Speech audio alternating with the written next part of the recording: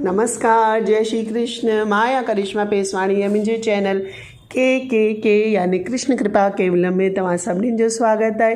तव्हांजो पंहिंजो चैनल जिते तव्हां ॿुधंदा आहियो सिंधी ॾिणवार ॿी जानकारियूं कथाऊं सभु पंहिंजी मिठड़ी ॿोली सिंधीअ में।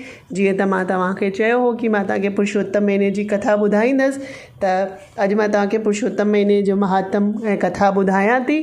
मां तव्हांखे हिकु दफ़े में ई 6 अध्याय करे ॿुधाईंदमि, त 5 ॾींहंनि में ई पाण ही कथा ॿुधी सघूं था। त हलो शुरू करूं था। उत्तम महात्म अध्याय पहिरों। एक दफ़े नैमसादिक क्षेत्र में विश्व शांति यज्ञ करण की इच्छा से सनकादिक 88,000 ऋषि मुनि योगी योगेश्वर तपस्वी साधु ब्राह्मण अची गड थिया। यज्ञ जो बुधी श्री सूत जी महाराज भी अनेक तीर्थ यात्रा कंदो कंदो अची हुते पहुतो, जैसे ॾिसी सभिनी उथी भी करे संदसि आदर सत्कार कयो ऐं यथा योग्य आसन ते विहारे करे पुछण लगा त हे महामुनि, 12 महीननि में पवित्र महीना कहिड़ा आहिनि? टे वरीअ ते पुरुषोत्तम महीनो अचे थो, जो सभिनीनि महीननि खां पवित्र छो थो लेखियो वञे? पुरुषोत्तम महीने खे शास्त्रनि हेतिरो अधिक महत्व छो ॾिनो आहे? हिन महीने में व्रत ऐं यज्ञ आदि कर्म वग़ैरह जो कहिड़ो फल थो मिले? सूत जी महाराज चवण लॻो त हे ऋषियों, राजा परीक्षित के परम पुण्यदायक श्रीमद् भागवत जी कथा सुखदेव महाराज जे मुख मां ॿुधी राजा कीअं मोक्ष के प्राप्त थियो, इहो मां सिधो दर्शन ॾिसी करे तव्हां वटि अची रहियो आहियां। त ऋषि चवण लॻा त हे मुनि, ॿियनि ॻाल्हियुनि खे छॾो, पहिरों असांखे पुरुषोत्तम महीने जी महिमा ॿुधायो त कीअं भगवान श्री कृष्णचंद्र सत्यभामा ऐं रुक्मणीअ खे इहा कथा ॿुधाई आहे, तव्हां असांखे बि ॿुधायो। हिन ते श्री सूत जी महाराज चवण लॻो त मुनीश्वरों, हिकिड़े दफ़े नारद मुनि अनेक लोक घुमंदो घुमंदो न नारायण जे आश्रम में आयो। छा ॾिसे त न नारायण कहिड़ा आहिनि जो ब्रह्मा जे समाधि में मग्न आहिनि। नारद 2 हथ जोड़े भगवान नारायण खे चयो त हे भगवान, चेट वैसाख जेठ वग़ैरह जेके भी 12 महीना आहिनि तिन जा देवताउनि सहित मां स्वामी ॿुधा आहिनि, पर हिन विच में जेको 13 महीनो पुरुषोत्तम थो थिए उहो मां कोन ॿुधो आहे। हिन महीने जे स्वामी देवकी नंदन श्री कृष्ण भगवान कीअं थियो? हिन महीने में छा करणु घुरिजे? हिन खां सवाइ मृत्यु लोक में जेके भी मनुष्य दुखी आहिनि, जो मूर्ख गूंगा ॿाहिरा नास्तिक पर स्त्री ग्रामी नीच कोड़ी आहिनि, जंहिंजी उम्मीद कोई भी पूरी न थी आहे, जो ना उम्मीद आहिनि, निर्बल आहिनि, बीमार आहिनि, अंधा माता पिता रहित यानी अनाथ विधवा आहिनि, हुनखे ॾिसी करे हे मुंहिंजा प्रभु, मां ॾाढो दुखी रहियो आहियां। तव्हां त ॼाण आहियो, हाणे हिननि जे दुखनि खे दूर करण जो को उपाय ॿुधायो। श्री सूत जी महाराज चवण लॻो त हे ऋषियों, अहिड़ी तरह नारद मुनि जा परोपकारी वचन ॿुधी भगवान नारद खे चयो। श्री सूत जी महाराज चवण लॻो त हे मुनीश्वरों, भगवान नारायण पुरुषोत्तम महीने जी उत्पत्ति जी जेकी कथा नारद मुनि खे ॿुधाई हुई, मां तव्हांखे ॿुधायां थो, तव्हां ध्यानु ॾेई ॿुधो। जंहिं महीने जी सहाई एकम तिथि खां उमास ताईं जेकॾहिं कहिड़ी भी संक्रांति न पवे त उहो महीनो अधिक महीनो थींदो आहे। श्री जी सूत जी महाराज चवण लॻो त हे मुनीश्वरों, धर्मात्मा राजा युधिष्ठिर जॾहिं धृतराज जी दुष्ट बुद्धि पुत्रनि वटि जुआ में द्रौपदी समेत सभु कुछ हाराए चुकियो हो, तॾहिं सभिनीनि जे ॾिसंदे ॾिसंदे दुर्मति दुर्योधन जी आज्ञा सां दुष्ट दुशासन द्रौपदीअ खे वारनि सां छिकंदो अची सभा में बीठो ऐं द्रौपदीअ जा वस्त्र लाइण लॻो, जंहिंते पोइ भगवान कृष्ण हुननि जी रक्षा कयईं। पांडव पंहिंजे राज खे त्यागे करे कामिक वन में हलिया विया, जिते दुखी सां चिंता रहण लॻा ऐं फल फूल खाई पंहिंजो वक़्तु गुज़ारींदा हुआ। अहिड़ी तरह पांडवनि खे दुखी ॾिसी भगवान श्री कृष्णचंद्र भी वन में आयो ऐं भगवान खे ॾिसी जीअं मोअल शरीर में साह पवंदो आहे, तीअं ई युधिष्ठिर भीमसेन अर्जुन वग़ैरह खे साह पियो। पांडव कृष्ण सां अची भाकुर पाए मिलिया। द्रौपदी जा वार जंहिंजा खुलियल हुआ ॾाढी दुखी चित सां भगवान कृष्ण खे नमस्कार कयाई। पांडवनि खे दुखी ॾिसी भगवान कृष्णचंद्र खे अहिड़ो त क्रोध आयो, जहिड़ो सीता जी जुदाई में भगवान मर्यादा पुरुषोत्तम श्री रामचंद्र खे थियो हो। भगवान खे क्रोध में ॾिसी प्रसन्न करण लाइ अर्जुन भगवान के हथ जोड़े स्तुति करण लॻो त हे जगदीश्वर, हे कृष्ण भगवान, हे त्रिलोकीनाथ, मां जगत खां ॿाहिरि कोन आहियां, अव्हां ही जगत जी रख्या करण वारा आहियो। छा अव्हां मुंहिंजी रख्या न कंदा? अव्हांजो नेत्र ॾिसी ब्रह्मा जहिड़ा ई किरियो पवनि। तव्हांजे क्रोध सां छा नथो थी सघे? कहिड़ी ख़बर त छा थींदो? हे भॻवान, तव्हांजे क्रोध करण सां महाप्रलय थींदी आहे। हे सभिनी तत्वनि खे ॼाण ईश्वर, हे चराचर जगत उत्पन्न करण वारा, हे मंगल करण वारा प्रभु, हिकिड़े जे अपराध करण सां अव्हां विश्व खे कीअं नाश कंदा? भला इहो केरु हूंदो जो मच्छर मारण लाइ पंहिंजो घर ई साड़े छॾे? श्री सूत जी महाराज चवण लॻो त हे मुनीश्वर, जेके अव्हां मूंखां पुछियो साॻियो ई सुवाल अर्जुन श्री कृष्ण भॻवान खां पुछई। तंहिंते भॻवान कृष्ण जेको जवाबु ॾिनो तव्हां सावधान थी ॿुधो। श्री कृष्ण चंद्र चयो त हे अर्जुन, पुरुषोत्तम महीने जंहिंखे अधिक मास धर्माऊं करे चइबो आहे, इहो महीनो संक्रांति खां रहित आहे। हिन करे हिन में को बि शुभ कमु न कबो आहे।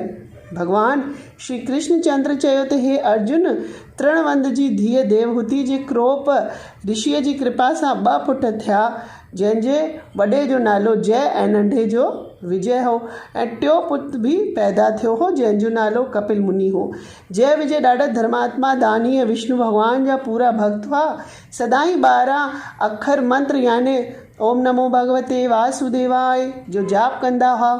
सॼो वक़्तु विष्णु भॻवान जी पूॼा करण करे भॻवान विष्णु हिननि खे साक्षात दर्शन ॾिनो हो। जय विजय कर्म कांड कराईंदड़ में ॾाढा होशियार हुआ, जिन खे मनुष्य त छॾियो पर देवताऊं बि मञंदा हुआ। मतिलबु त यज्ञ आदि कर्म कांड कराइण में हुननि जे मुक़ाबले जी बराबरी में ॿियो केरु न हो। हिकिड़े दफ़े जी ॻाल्हि आहे त राजा मारुत हिननि ॿिन्हिनि खे यज्ञ कराइण लाइ नींड ॾेई ते घुरायो। हुन यज्ञ में जय विजय याजक बणिया ऐं यज्ञ समाप्त थियो त यज्ञ जे पछाड़ीअ में राजा मारुत हिननि ॿिन्हिनि खे घणेई धन ॾेई करे प्रसन्न कई ऐं धन खणी सिघो ई पंहिंजे घर अची विया ऐं जुदा जुदा भॻवान विष्णु जी पूॼा कयूं। जय चयो त विजय, जेको बि राजा खां मिलियल धन आहे, अचु असां 2 हिसा करे वठूं। विजय चयो त जंहिंखे जेतिरो मिलियो आहे हू होतिरो ई खणे। इहो ॿुधी करे जय जे मन में दुख ऐं क्रोध अची वियो ऐं विजय खे खणी श्राप ॾिनई कि तूं वञी ग्राह यानी वाघू थी। विजय चयो त मूंखे घमंड में अची तुंहिंजो ई श्राप ॾिनो आहे, तंहिं करे तूं बि वञी गज यानी हाथी थी। जय विजय हिक ॿिए खे श्राप ॾेई भॻवान विष्णु खे प्रार्थना कयूं त हे भॻवान, असांजा ॾिनल श्राप कीअं हटनि? भॻवान विष्णु चयो त मुंहिंजे भक्तनि जी वाणी कॾहिं बि कूड़ी न थींदी। मां हिन श्राप जे टारण में असमर्थ आहियां। ही श्राप भोगे पोइ अची तव्हां मूंखां मिलो। सूत जी महाराज चयो त हे ऋषियों, इहे 2 वञी गज ऐं ग्राह थिया। हिकिड़े ॾींहुं गज पंहिंजे कुटुंब सहित नदीअ ते पाणी पीअण लाइ आयो। जीअं ई पे नदी में विधाई तीअं हुन वाघू अची हिन खे पकड़ियो। इजा सबबु ॾाढियूं दाहूं करण लॻो पर केर बि वेझो न आयसि। इहो हालात ॾिसी सॼो कुटुंब बि हुन सां पासो करे। तॾहिं सूत जी महाराज चवण लॻा त हे मुनीश्वरो, गजेंद्र पंहिंजे मोक्ष जी काहा बि वाह न ॾिसी करे सुंड मथे करे भॻवान विष्णु खे पुकारे त हे दीन बंधु दीन दयाल, अनाथनि जा नाथ, भक्त वत्सल, तव्हांखे मुंहिंजो बार बार नमस्कार आहे। मां निमाणो तव्हांजी शरण में आहियां। तूं जगत जी उत्पत्ति पालन ऐं प्रलय करण वारो आहीं। हे निर्गुण, हे सरगुण रूप परमात्मा, मुंहिंजी रक्षा कयो। तूं बेअंत अगोचर अविनाशी सनातन ब्रह्म रूप पुरुषोत्तम परमात्मा आहीं। तुंहिंजी अजीब अजीब लीलाउनि जो बयानु करणु ॾाढो मुश्किल आहे। तूं सभिनि कर्मनि ऐं क्रियाउनि जो कारण आहीं। सूरज चंद्रमा अग्नि खे प्रकाश कंदड़ आहीं। हे वासुदेव, तूं सभिनी जे हृदय में विराजमान आहीं। तूं उपाधिअ रहित अचिंतनीय प्राण पुरुष आहीं। तुंहिंजो न कोई जनम आहे न मरण आहे। हे सर्वशक्तिमान, सर्व समर्थ, भक्तनि जा भय हरण वारा, भक्तनि जी रक्षा करण वारा भॻवान, तुंहिंजे चरणनि में मुंहिंजो बार बार नमस्कार आहे। वॾा वॾा ऋषि मुनि ज्ञानी तुंहिंजे गुणनि जो कीर्तन करे, सिमरन ऐं भॼन करे आनंद रूपी समुंड में मगन था रहनि, पर तुंहिंजो पार नथा पाए सघनि। हे शरणागत भॻवान, हाणे तूं हिन निमाणे खे बसि तुंहिंजो ई आसरो आहे। तूं मूंखे हिन विपदा मां छॾाए। हे रक्षा करण वारा, मुंहिंजी हिते रक्षा कर। गजेंद्र सची दिलि सां इहा निमाणी वेनती ऐं स्तुति ॿुधी करे पंहिंजे भक्तनि खे व्याकुल ॾिसी भॻवान जल्द ई वैकुंठ मां अची करे हुते पहुता। गजेंद्र जॾहिं पंहिंजे साम्हूं भॻवान खे ॾिठाई तॾहिं ॾाढी सिक मां हिकु कमल जो गुल पटे करे सूंढ सां भॻवान खे अर्पण कयाई। सर्व अंतर्यामी भॻवान पहिरियों ई गज ऐं ग्राहक खे छिके पाणीअ खां ॿाहिरि कयो, पंहिंजो सुदर्शन चक्र हणी ग्राह जो सर कपियो ऐं गज खे बि हिन खां मुक्त करे वैकुंठ में पंहिंजे द्वारपाल में रखियाई, जो ॿई जय विजय नाले सां प्रसिद्ध थिया। सूजी महाराज चवणु लॻो त हे मुनीश्वरो, वैसाख कती मांघ इहे साल में टे साल जेको पुरुषोत्तम महीनो अचे थो, इहे 4 ई महीना व्रत रखणु, भॻवान जी भक्ति करणु, देवताऊं जो पूजन करणु मंत्र में पवित्र लेखिया विया आहिनि। बाक़ी कंहिं बि मंगल कार्य में जीअं त विवाह करणु, कंहिं बि नओं कमु करण में पुरुषोत्तम महीनो अशुभ लेखियो थो वञे। जेको बि महीनो अधिक थिए हुन खां 1 महीने अॻु जी पूर्णमासी तिथि खां ई वधीक महीनो सम्झणु घुरिजे। पुरुषोत्तम महीने में प्रातःकाल उथी करे ज़रूरी कमनि सां फारग थी करे सनानु करणु वक़्तु ओम नमो भागवते वासुदेवाय इहो मंत्र चई करे सनानु कंदे डबनि जे आसन जे उभरंदे तरफ़ मुंहुं करे भॻवान श्री कृष्ण जी मूर्ति साम्हूं हथ जोड़े करे भॻवान जो ध्यानु लॻाए भॼन ॻाइजे ऐं अधु कलाकु भॻवान श्री कृष्ण जो ध्यानु लॻाइजे ऐं उन्हनि जी स्तुति कजे। ब्राह्मण विष्णु वरुण इंद्र ऐं मधुरगण दिव्य स्तुति द्वारा जंहिंजी स्तुति कनि था, सामवेद जे ॻाइण वारा अंग पद खे उपदेशन सहित वेदन जा जंहिंजो गायन करनि था, योगी जन जंहिंजे ध्यान में मगन थियनि था, देवताऊं ऐं स्वर्ग जंहिं ते अंत खे नथा ॼाणनि, अहिड़े परम पुरुष देवता जी देव पूरी 16 ही कलाउनि वारे भॻवान श्री कृष्ण चंद्र जे पवित्र चरणनि में मुंहिंजो वार नमस्कार आहे। त श्रोताऊं, हिते 6 अध्याय पुरुषोत्तम महीने जा समाप्त थिया। तव्हांखे कीअं लॻी इहा कथा, अॻिते बि ॿुधणु चाहींदा त कमेंट में बसि जय श्री कृष्ण चंद्र लिखंदा त मां सम्झी वेंदसि।